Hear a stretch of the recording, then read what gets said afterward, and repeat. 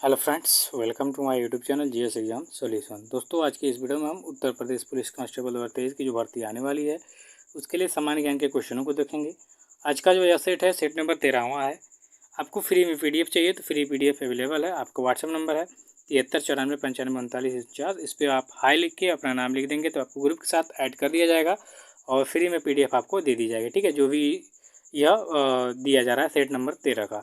तो इससे पहले भी सेट नंबर 12 तक का पीडीएफ दिया जा चुका है ग्रुप में। तो जो भी ग्रुप में ज्वाइन होना चाहता है आप हमारे इस व्हाट्सएप नंबर पे मैसेज कर दीजिएगा। ठीक है, और चैनल को सब्सक्राइब कर दीजिए। चलिए तो आज के क्वेश्चनों को देखेंगे दोस्तों। सबसे पहला क्वेश्चन है कि विश्व जनसंख्या दिवस कब मनाया जाता है। तो विश्व जनसंख्या दिवस की अगर जो बात करी जाएगी कि विश्व जनसंख्या दिवस कब मनाया जाता है, तो प्रत्येक साल में एक बार आपको 11 जुलाई को विश्व जनसंख्या दिवस को मनाया जाता है। तो यहाँ विकल्प आपका जो ही होगा इसका सही उत्तर हो जाएगा कि विश्व जनसंख्या दिवस 11 जुलाई को प्रत्येक वर्ष मनाया जाता है। अब चलिए विश्व जनसंख्या के बारे में कुछ जानेंगे कि विश्व जनसंख्या दिवस वर्ल्ड पॉपुलेशन डे 11 जुलाई को मनाया जाता है। विश्व जनसंख्या दिवस की स्थापना यानी शुरुआत कब हुई थी? 1989 में यूएनडीपी द्वारा कि यह जो है विश्व जनसंख्या दिवस को मनाया जाता है। ठीक है, तो 1989 में इसकी स्थापना हुई थी। इसके बाद इसकी थीम क्या है 2023 की कि एक ऐसी दुनिया की कल्पना करें जहां हम सभी 8 अरब लोगों का भविष्य आशा और संभावनाओं से भरपूर हो। देखिए यहाँ पे थोड़ा सा दिक्कत हो जाएगा। ठीक है, जहां हम सभी 8 अरब होगा, यहाँ पे अरब लोगों का भविष्य आशा और संभावनाओं से भरपूर हो। ठीक है, थोड़ा सा मिसप्रिंट हो गया है तो थोड़ा सा ध्यान दीजिएगा। ठीक है, अब एक रिपोर्ट आई है हाल ही में ईएनएफपीए रिपोर्ट द्वारा कि 5 देश जो जनसंख्या में सर्वाधिक हैं। सबसे पहले स्थान पे इसमें दिखाया गया भारत को, जिसकी जनसंख्या 142 करोड़ पार कर चुकी है। चीन की यहाँ पे जनसंख्या 142 करोड़ 57 लाख है और भारत का 142 करोड़ 86 लाख है। ठीक है, वही अमेरिका की बात करेंगे 33 करोड़ 95 लाख 72,126 इसकी जनसंख्या है। इंडोनेशिया की बात करेंगे तो 27 करोड़ 70 लाख 3,030 इसकी जनसंख्या है। पाकिस्तान की बात करेंगे जो हमारा पड़ोसी मुल्क है, इसकी जनसंख्या 23 करोड़ 93 लाख 93,524। ठीक है, इतनी जनसंख्या हमारे उत्तर प्रदेश की है कि जो कि भारत में सबसे ज़्यादा जनसंख्या वाला राज्य है। ठीक है, लगभग 22-23 करोड़ के पास है उत्तर प्रदेश की जनसंख्या है। ठीक है, तो ये देखिए ये रहे कुछ 5 बड़े देश जिनकी जनसंख्या बहुत ज़्यादा है। तो जो इसमें पहला भारत को दिखाया गया, दूसरे पे चीन, तीसरे को अमेरिका, चौथे पे इंडोनेशिया और पाँचवें पे पाकिस्तान को दिखाया गया है। ठीक है, चलिए दूसरे नंबर की प्रश्न पे चर्चा करेंगे कि चर्चा में रहा अग्निपथ योजना की शुरुआत कब हुई थी। तो अग्निपथ योजना से सभी लोग वाकिफ होंगे कि हाल ही में यह जो अग्निपथ योजना आई थी इसका बहुत ही विरोध किया गया जगह जगह। तो यह 14 जून 2022 को, ठीक है, 14 जून 2022 को इसकी शुरुआत हुई थी। ठीक है, तो इसका राइट आंसर जो आपका विकल्प बी दिख रहा है इसका सही उत्तर हो जाएगा कि चर्चा में रहा आपका अग्निपथ योजना की शुरुआत 14 जून 2022 को हुई थी। अब इसके बारे में कुछ देखेंगे कि अग्निपथ योजना 14 जून 2022 को प्रधानमंत्री नरेंद्र मोदी द्वारा शुरू की गई। इसके जो सेना में जवान इसका उद्देश्य था, यहाँ पे उद्देश्य हो गया थोड़ा सा मिसप्रिंट आज हो गया है। इसका उद्देश्य है कि सेना में जवान लोगों को रोजगार देने का फैसला किया गया। ठीक है, इसमें उम्र है 17.5 वर्ष से 25 वर्ष के बीच में लोग इसमें शामिल हो सकते हैं। ठीक है, और क्या है कि बेरोजगारी कम करने के साथ ही रक्षा बजट पर वेतन और पेंशन के बोझ को घटाना है इसका प्रमुख उद्देश्य है। बेरोजगारी भाई कम कर दिया जाएगा। इसके अंतर्गत आप 4 साल के लिए चुने जाते हैं। ठीक है, तो 4 साल के अंदर आप कुछ पैसा भी कमा लेंगे बेरोजगारी को कम करने के लिए, और रक्षा बजट पर वेतन और पेंशन को बोझ को घटाना इसका मुख्य उद्देश्य है। ठीक है, अगले क्वेश्चन को देखेंगे। ये देखिए करंट अफेयर से संबंधित है। वैश्विक शांति सूचकांक 2023 में भारत का स्थान क्या रहा है। तो हाल ही में यह रिपोर्ट जारी की गई। तो वैश्विक शांति सूचकांक 2023 में भारत का स्थान अगर जो आप देखेंगे तो भारत का स्थान था 126वां। ठीक है, इसका सही उत्तर हो जाएगा विकल्प सी। ठीक, कि वैश्विक शांति सूचकांक 2023 में भारत का स्थान था 126वां। कुछ की पॉइंट्स देखिए कि वैश्विक शांति सूचकांक 2023 में भारत का स्थान 126वां है। इसकी रिपोर्ट जारी होती है 3 जुलाई 2023 को। इसको जारी करता है Institute for Economics and Peace IEP द्वारा। जो वैश्विक शांति सूचकांक है यह जारी किया जाता है कौन? Institute for Economics and Peace. यह संस्करण जो है आपका 17वां है। इसमें शामिल देशों की जो संख्या है 163 है। यहाँ ध्यान देंगे कि इसकी रिपोर्ट जारी होती है 3 जुलाई 2023 को। इसको जारी करने वाला कौन है? तो Institute for Economics and Peace, IEP, ठीक है। इसमें जो शामिल देश है 163 हैं और 17वां संस्करण है इसका, ठीक है। इसमें प्रथम स्थान आपका आइसलैंड का है, इसमें सबसे ज़्यादा ही शांति है, ठीक है। और दूसरे स्थान पे है आपका डेनमार्क और तीसरे स्थान पे है आपका आयरलैंड, ठीक है। पहले, दूसरे और तीसरे को जान लीजिए और भारत का जान लीजिए कि 126वां स्थान है, ठीक है। पहले पे कौन है? आइसलैंड, दूसरे पे कौन है आपका? डेनमार्क, तीसरे पे कौन है? आयरलैंड। और भारत की स्थिति क्या है वैश्विक शांति सूचकांक 2023 में? तो 126वां है, ठीक है। चलिए नेक्स्ट क्वेश्चन को देखेंगे। महावीर स्वामी का जन्म कहाँ हुआ था? तो दोस्तों महावीर स्वामी का जन्म आपका कुंडग्राम में हुआ था, ठीक है। कुंडग्राम इसका राइट आंसर हो जाएगा आपका विकल्प जो डी दिख रहा है। कुछ की पॉइंट्स देखिए कि महावीर स्वामी का जन्म कुंडग्राम यानी वैशाली के निकट है, लगभग 599 ईसा पूर्व में हुआ था। देखिए एक और डेट है, तो उस डेट को हम नहीं मानेंगे, क्यों? क्योंकि जो आपका महावीर स्वामी का जन्म हुआ था वह आपके गौतम बुद्ध से पहले हुआ था, ठीक है। तो 599 को ही प्रमाणित माना गया है। इनकी माता का नाम था त्रिशला, ठीक है, जो कि वैशाली के लिच्छवी गणराज्य के प्रमुख चेटक की बहन थी, ठीक है। और इनके पिता का नाम था सिद्धार्थ, जो कि ज्ञात्रिक क्षत्रियों के संघ के प्रधान थे। इनके बड़े भाई थे नंदीवर्धन। तो इनके बारे में कुछ छोटा सा डिटेल्स जान लीजिए, ठीक है, जो कि इम्पोर्टेंट है आपके लिए, ठीक है। चलिए दोस्तों अगले क्वेश्चन पे चलेंगे कि उत्तर प्रदेश में शेर सफारी कहाँ पर स्थित है? तो लॉयन सफारी या शेर सफारी, इसको लॉयन सफारी भी कहा जाता है, ठीक है। तो उत्तर प्रदेश में शेर सफारी आपकी इटावा जिले में है, ठीक है।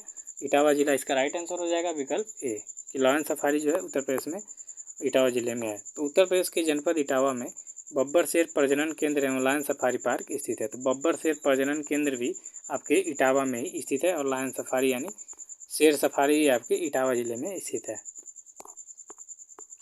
अगले क्वेश्चन में चलेंगे कि 1 अप्रैल 2023 को किस राज्य के मुख्यमंत्री ने स्कूल चलो अभियान 2023 का शुभारंभ किया है?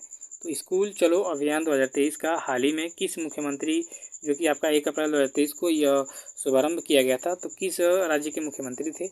तो उत्तर प्रदेश के मुख्यमंत्री के द्वारा स्कूल चलो अभियान 2023 का शुभारंभ किया गया, ठीक है। कुछ महत्वपूर्ण बातें देखेंगे, तो महत्वपूर्ण बातों में यह है कि उत्तर प्रदेश के मुख्यमंत्री जो वर्तमान में है माननीय योगी आदित्यनाथ जी ने 1 अप्रैल 2023 को लखनऊ में स्कूल चलो अभियान का शुभारंभ किया, जिनका उद्देश्य उत्तर प्रदेश बेसिक शिक्षा परिषद के तहत प्राथमिक और उच्च प्राथमिक विद्यालयों में 100% नामांकन सुनिश्चित करना है।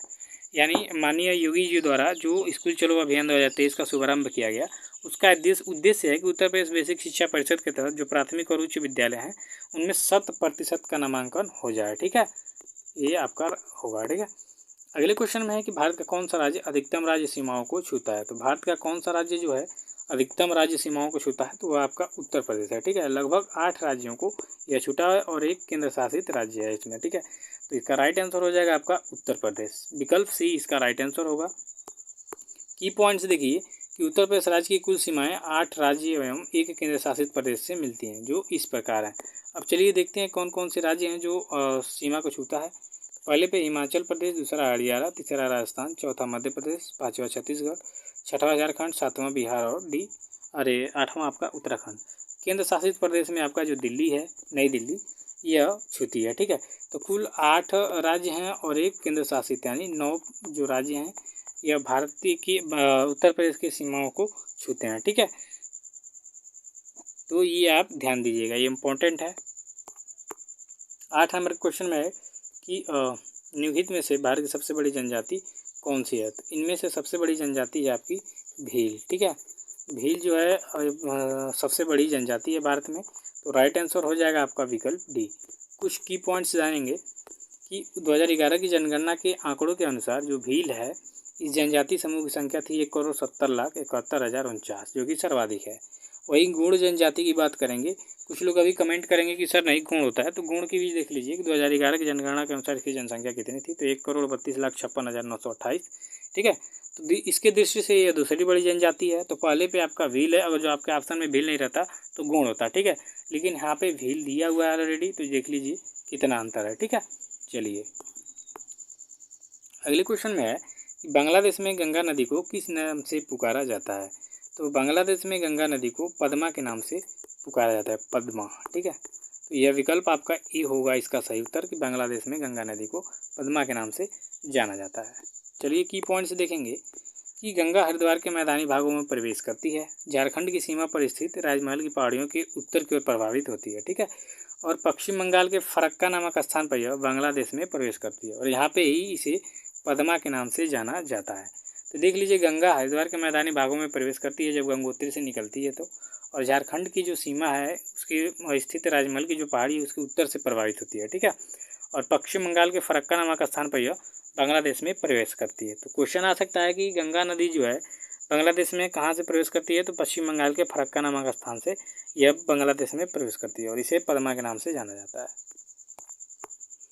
10वें नंबर के क्वेश्चन को देखिए कि बेतवा नदी कहाँ से निकलती है मित्रों। तो बेतवा नदी की बात करेंगे तो ये आपके विंध्य पर्वत से निकलती है, ठीक है। तो विंध्य पर्वत इसका राइट आंसर हो जाएगा। विकल्प में आपका जो बी दिख रहा है कि बेतवा नदी विंध्य पर्वत से निकलती है। अब की पॉइंट्स देखिए कि बेतवा नदी मध्य प्रदेश में विंध्य पर्वत श्रृंखला से समुद्र तल से 576 मीटर की ऊंचाई से रायसेन से निकलती है। यह उत्तर प्रदेश के हमीरपुर जिले में यमुना नदी में मिलती है। यहाँ 2 क्वेश्चन हो रहा है। पहला कि बेतवा नदी कहाँ से निकलता है, तो विंध्य पर्वत श्रृंखला से निकलता है, ठीक है, रायसेन से। और यह यमुना नदी में कहाँ से मिलती है, तो उत्तर प्रदेश के हमीरपुर जिले में मिलती है, ठीक है। तो यह काफ़ी इंपॉर्टेंट क्वेश्चन है, ध्यान दीजिएगा। अगले प्रश्न में है कि निम्नलिखित में से कौन मानव शरीर की सबसे छोटी हड्डी है। तो यहाँ बात हो रही है सबसे छोटी हड्डी की, तो वो है आपका स्टेपिज, यानी विकल्प में जो आपका सी विकल्प दिख रहा है सही उत्तर होगा कि इनमें से मानव शरीर की सबसे छोटी हड्डी है स्टेपिज, ठीक है। चलिए कुछ डिटेल्स देखेंगे कि मानव शरीर की सबसे छोटी हड्डी स्टेपिज है जो मनुष्य के कान में पाई जाती है, जबकि मानव शरीर की सबसे बड़ी हड्डी है फीमर जो जांघ में पाई जाती है। अब यह देख लीजिए, छोटा और बड़ा दोनों देख लीजिए भाई कि मानव शरीर की सबसे छोटी हड्डी स्टेपिज है जो मनुष्य के कान में पाई जाती है, और मनुष्य की ही सबसे बड़ी हड्डी जो है फीमर में पाई जाती है, यानी जांघ में, जो कि जांघ में आपका है, ठीक है। चलिए 12 नंबर में है कि मानव शरीर की सबसे बड़ी ग्रंथि कौन है। तो यहाँ सबसे बड़ी ग्रंथि की बात हो रही है। मानव शरीर में सबसे बड़ी ग्रंथि आपका लीवर यानी यकृत, ठीक है। तो विकल्प यहाँ डी आपका राइट आंसर हो जाएगा कि मानव शरीर की सबसे बड़ी ग्रंथि है यकृत यानी लीवर। मानव शरीर की सबसे बड़ी ग्रंथि है यकृत, लीवर, ठीक है। यकृत लगभग 15 से 22 सेंटीमीटर लंबा और चौड़ा तथा भार में लगभग 1.5 यानी 1.5 किलोग्राम का होता है, ठीक है। तो यह मानव शरीर का है सबसे बड़ा ग्रंथि। अगले क्वेश्चन में है कि विटामिन डी का प्रमुख स्रोत क्या है। तो विटामिन डी का प्रमुख स्रोत इनमें से है सूर्य की किरणें। सूर्य की किरणों में सर्वाधिक विटामिन डी की मात्रा पाई जाती है। तो विकल्प यहाँ ये आपका सही उत्तर हो जाएगा। की पॉइंट्स में देखेंगे, विटामिन डी का प्रमुख स्रोत सूर्य की किरणें है। इसका रासायनिक नाम है कैल्सीफेरॉल। इसके प्रमुख स्रोत हैं मछली का जो यकृत का तेल होता है वो, दूध, अंडे, सूर्य का प्रकाश। और इसकी कमी से रिकेट्स रोग हो जाता है यानी सूखा रोग। रिकेट्स को ही सूखा रोग कहा जाता है, ठीक है। शरीर सूखने लगती है तो ये सूखा रोग होगा, ठीक है। अगले क्वेश्चन में है कि भारतीय संसद के दोनों सदनों की संयुक्त बैठक के संबंध में होती है। तो किस संबंध में बैठक होती है दोनों सदनों की एक साथ, तो किसी साधारण विधेयक के लिए भारतीय संसद के दोनों सदनों की संयुक्त बैठक होती है साधारण विधेयक के संबंध में। तो विकल्प यहाँ भी आपका राइट आंसर होगा। की पॉइंट्स में देखेंगे कि भारतीय संसद के दोनों सदनों की संयुक्त बैठक साधारण विधेयक के संबंध में होती है। भारतीय संविधान के अनुच्छेद 108 के अनुसार संसद की संयुक्त बैठक को राष्ट्रपति द्वारा बुलाया जाता है और इसकी अध्यक्षता लोकसभा अध्यक्ष के द्वारा किया जाता है, ठीक है। तो ये काफ़ी इंपॉर्टेंट है कि जो राज्यसभा और लोकसभा की संयुक्त बैठकें होती हैं संसद की, वो किसके द्वारा बुलाया जाता है। तो देखिए, अनुच्छेद 108 के तहत राष्ट्रपति इसको बुलाता है और उसकी अध्यक्षता है जो है वो लोकसभा के अध्यक्ष करते हैं, ठीक है, याद रखिएगा। अगले नंबर के क्वेश्चन में भारत के किस राज्य में समान नागरिक संहिता लागू है। यह काफ़ी इंपॉर्टेंट क्वेश्चन है दोस्तों एग्जाम की दृष्टि से। तो गोवा राज्य में है जो समान नागरिक संहिता लागू है। तो विकल्प यहाँ से राइट आंसर हो जाएगा। समझिए समान नागरिकता किसे कहते हैं। तो गोवा एकमात्र राज्य है जहाँ पर समान नागरिक संहिता लागू है। समान नागरिक संहिता के तहत एक ऐसा कानून पारित किया गया है जिसमें किसी धर्म, लिंग और लैंगिक झुकाव की परवाह नहीं की जाएगी, ठीक है। और गोवा में कानूनन पति और पत्नी के साथ साथ संतानों के बीच धन और आय के समान में वितरण की अनुमति देता है। यह जो आपका समान नागरिक संहिता लागू है, ठीक है। तो आज के वीडियो में बस इतना ही, मिलते हैं नेक्स्ट वीडियो में, तब तक के लिए धन्यवाद।